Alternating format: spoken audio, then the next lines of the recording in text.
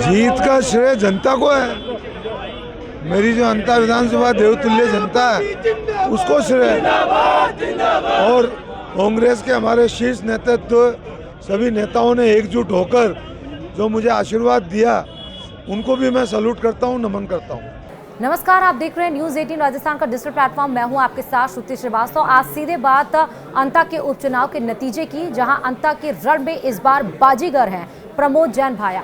वही प्रमोद जैन भाया जो 2008 में परिसीमन के बाद पहली बार अंता से चुनावी मैदान में उतरे और वहां पर उन्होंने रघुवीर जी को, बीजेपी के प्रत्याशी को 29,000 से ज़्यादा वोटों से हराया। और उसके बाद 2013 में जब फिर से चुनाव हुए तो वहां पर प्रमोद जैन भाया को हार का सामना करना पड़ा और वहां पर प्रभुलाल सैनी जीत दर्ज करके बीजेपी की तरफ से आगे बढ़े। 2018 में फिर से अंता में उपचुनाव हुआ और वहां पर भी यही हाल हुआ, यानी कि वहां पर प्रमोद जैन भाया दूसरी राउंड में दूसरी बार जीते और वहां पर प्रभुलाल सैनी को उन्होंने मात दी, शिकस्त दी। 2023 में जब अंता में फिर से विधानसभा चुनाव हुए तो वहां पर प्रमोद जैन भाया यानी कि कांग्रेस को हार का सामना करना पड़ा और कमल लाल मीणा ने जीत दर्ज की। यानी ये मैं इसलिए बता रही हूं क्योंकि जब 2023 के उपचुनाव में प्रमोद जैन भाया ने जीत दर्ज की है तो इससे ये साफ जाहिर होता है कि जो अंता की जनता है बदलाव की राजनीति चाहती है और इसीलिए एक बार कांग्रेस, एक बार बीजेपी, फिर कांग्रेस, फिर बीजेपी।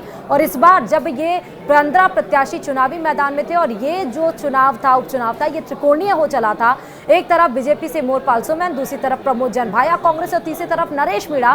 तो जहां पर नरेश मीणा ने पूरी ताकत अपनी झोंक दी थी, इस जो चुनाव है उसको रोचक बनाया था, जोशीले तरीके से जोश भर के और बिल्कुल इसमें आक्रामक इसको एकदम उपचुनाव बना दिया था। तो वहीं प्रमोद जैन भाया ने अपनी पिछली हार से, यानी कि विधानसभा में जब वो हारे थे 2023 में कंवर लाल मीणा से, तो उस हार से उन्होंने सबक सीखा, अपने चुनाव प्रचार की स्टाइल बदली और जनसंपर्क किया और घर घर जागो से लोगों से संपर्क किया और उन्होंने वोटों की अपील की। तो यानी कि एक तरफ से जो बीजेपी ये कहती रहती है कि भाया रे भाया खूब खाया, अंता के रण में इस बार ये लोग कह रहे हैं कि भाया रे भाया लोगों को खूब भाया। उर्मिला जैन भाया भी, जो प्रमोद जैन भाया की पत्नी, उन्होंने यही बात कही। उन्होंने कहा कि जिस तरह से जोशी के साथ कार्यकर्ताओं ने अपना काम किया, जिस तरह से फीडबैक दिया, चाहे कार्यकर्ता हो, चाहे कांग्रेस का हर एक व्यक्ति, चाहे वो पूर्व सीएम अशोक गहलोत हो, चाहे आप बात कर लीजिए सचिन पायलट की बात कर लीजिए, गोविंद सिंह डोटासरा की बात कर लीजिए, साथ नेता प्रतिपक्ष टीकाराम जूली की बात कर लीजिए, शांति धारीवाल यहाँ पर आए, अशोक चांदना यहाँ पर आए, मुरारी लाल मीणा, इन सब ने मिलकर धुआंधार प्रचार किया। 6 नवंबर और 9 नवंबर को जोरदार यहाँ पर रोड शो किया गया, यानी कि प्रमोद जैन भाया के पक्ष में। प्रमोद जैन भाया खुद घर घर जाके लोगों से संपर्क किए, उन्होंने बात की लोगों से और यही शायद इसी को कहते हैं एक्सपीरियंस। हर बार कांग्रेस ने 2008 से लेकर 2025 तक, जब इस बार का 5वां ये 4 बार विधानसभा चुनाव और 5वां जब ये उपचुनाव हुआ तो इसमें कांग्रेस की तरफ से कैंडिडेट यानी प्रत्याशी नहीं बदला गया, जबकि बीजेपी ने हर बार अपने प्रत्याशी बदले। हालांकि ये बोला जाता है कि जाति समीकरण को सोचकर बीजेपी ने यहाँ पर लेट में ही प्रत्याशी को उतारा, मोरपाल सुमन को, लेकिन क्योंकि वो माली समाज से आते हैं, मोवाली समाज ही सबसे ज्यादा डिसाइडिंग फैक्टर, जो कि 45,000 जिसका वोट है। लेकिन इस बार मानो ऐसा लग रहा हो कि जनता ने इस जातिगत समीकरण को नकार दिया हो और इसीलिए देखिए कि भारी मतों से प्रमोद जैन भाया यहाँ पर जीते हैं और लगभग 15 से 16,000 का डिफरेंस प्रमोद जैन भाया और मोरपाल सुमन के बीच में आया। हालांकि जब ये रुझानों की गिनती शुरू हुई थी सुबह 8 बजे से लेकर, तब ये चर्चा यही थी कि मोरपाल सुमन ही जीत दर्ज करेंगे। लेकिन जैसे जैसे फर्स्ट राउंड की काउंटिंग शुरू हुई थी, दूसरे राउंड की, तीसरे राउंड का और ये 20वें राउंड तक जब तक पहुंचा, तब तक हर राउंड में मोरपाल सुमन को हराकर प्रमोद जैन भाया पहली नंबर पर बने रहे। हाँ, चौथे राउंड की काउंटिंग में जरूर ऐसा हुआ कि नरेश मीणा जो कि तीसरे नंबर पे थे, उन्होंने शिकस्त देके वो पहले नंबर पर आ गए। तो नरेश मीणा पहले नंबर पे थे चौथी राउंड की काउंटिंग में। दूसरे राउंड की काउंटिंग में आपने देखा कि प्रमोद जैन भाया थे, तीसरे राउंड की काउंटिंग में मोरपाल सुमन थे। लेकिन उसके बाद 15वें राउंड के बाद ये बाजी फिर पलटी और यहाँ पर प्रमोद जैन भाया फिर से 15वें नंबर पर आ गए, मतलब पहले नंबर पर आ गए 15वें राउंड की काउंटिंग में। और 15वें नंबर की काउंटिंग की दूसरे अगर हम बात करें दूसरे पायदान पर, तो यहाँ पर बीजेपी के प्रत्याशी मोरपाल सुमन और तीसरे पर नरेश मीणा चले गए। तो इसी तरह से उलटफेर लगा रहा। लेकिन पहले नंबर पर अगर हम बात करें प्रमोद जैन भाई की, तो लगातार बने रहे सिर्फ मात्र चौथे राउंड की काउंटिंग को छोड़कर। यार आपको ये भी बता दें कि इस समय, क्योंकि जनता वहाँ की ये चाहती है, अंता की जनता, कि वो विकास चाहती है। इसलिए आप देखना सांकली गांव में भी आप देखिए कि 11 नवंबर को जब यहाँ पर मतदान हुआ तो पूरा का पूरा गांव यहाँ पर बहिष्कार कर दिया और सिर्फ एक शख्स ने यहाँ पर गिनती की, वो भी गलती से वोट की, क्योंकि उसको पता नहीं था कि पूरा गांव बहिष्कार होगा। उसने माफी भी मांगी, उसने कहा मुझे पता ही नहीं था, वो कहीं था और आके उसने वोट कर दिया। और यहाँ पर सिर्फ बहिष्कार इसलिए हुआ था क्योंकि यहाँ पर विकास चाहिए था। उन्होंने कहा था कि काम नहीं तो वोट नहीं, सड़क नहीं बना, शमशान घाट नहीं बने, रोडवेज की बसें आके नहीं रुक रही थी, विद्यालय नहीं बन रहे हैं, लहसुन के लिए प्रोसेसिंग यूनिट नहीं लगाई गई है, चाहे आप बात कर लीजिए, चाहे मांगरोल की जो सब्जी मंडी है 2026 में शिफ्ट करने की बात कही गई थी, बीजेपी की तरफ से तमाम वादे भी किए गए, लेकिन उन सारे वादों पर पीछा छोड़कर सिर्फ और सिर्फ अंता की जनता ने एक बार प्रमोद जैन भाया पे फिर से भरोसा जताया है।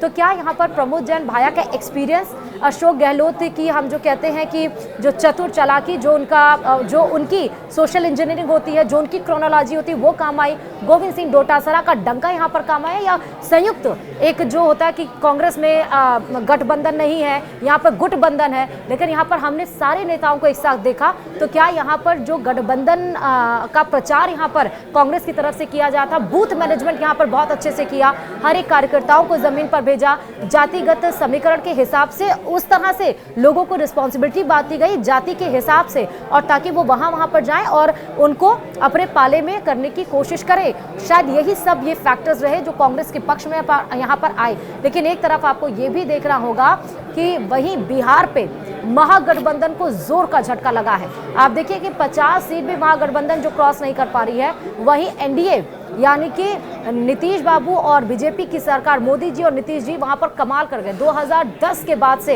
ये दूसरी बार है कि जब इतना सर्वश्रेष्ठ प्रदर्शन यहाँ पर जेडीयू और बीजेपी का देखने को मिला है। और वहीं आरजेडी और कांग्रेस की बात करिए तो कांग्रेस वहां पर 2 सीट पे केवल सिमट गई। वहां पर वोट चोरी, वहां पर ईवीएम पे सवाल उठाए गए विपक्ष की तरफ से, महागठबंधन की तरफ से। वहां पर यह कहा गया कि महिलाओं को खरीदा गया है, चुनाव आचार संहिता लगे, लेकिन उसके बाद भी जो खरीदने का सिलसिला था महिलाओं को, यानी कि योजनाओं देने का, पैसा बांटने का, वो खत्म नहीं हुआ। जबकि कांग्रेस में यहाँ पर जब आचार संहिता लग गई थी, अशोक गहलोत की सरकार थी, तो यहाँ पर जो भी प्रचार प्रसार किए जा रहे थे, जो भी योजनाएं दी जा रही थी, उन सब पे रोक लग गई थी। तो यहाँ पर वो काम नहीं हो पाया। लेकिन हालांकि देखना होगा कि दोनों ही जगह पे, चाहे बिहार की आप बात कर लीजिए या फिर अंता की आप बात कर लीजिए, महिलाओं ने बहुत बड़ा यहाँ पर डिसाइडिंग फैक्टर निकल कर आई है। क्योंकि अंता में भी सुबह के समय महिलाओं की जो संख्या थी वो बहुत ज़्यादा थी मतदान केंद्रों पर, और शाम 4 बजे के बाद भी महिलाओं की जो संख्या थी वो बहुत ही ज़्यादा थी। बिहार में भी ऐसा हुआ, 78% अगर पुरुष ने अपने वोट कास्ट किए हैं तो उससे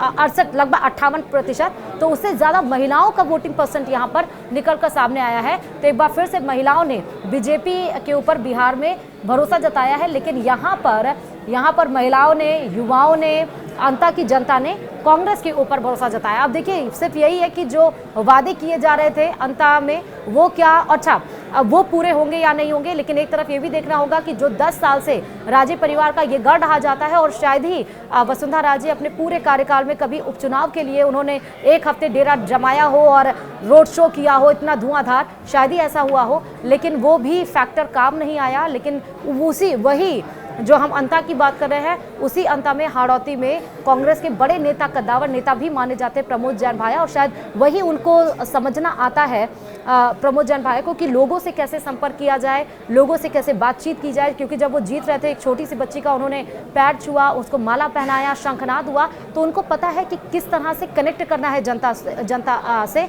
और शायद यही एक्सपीरियंस प्रमोद जैन भाया का काम भी आया। अब देखना यह है कि जीत तो गए, लेकिन जो वादे किए गए थे विकास के, वो करेगी या नहीं। क्योंकि जिस तरह से बोला जा रहा है गोविंद सिंह डोटासरा के द्वारा कि 2023 में हम जरूर हारे, लेकिन जो उपचुनाव हुआ, जो उसमें बीजेपी को शिकस्त मिल रही है, आने वाले 2028 के चुनाव में हम इस बार एक बार फिर से सरकार बनाएंगे। वीडियो में इतना ही, नमस्कार।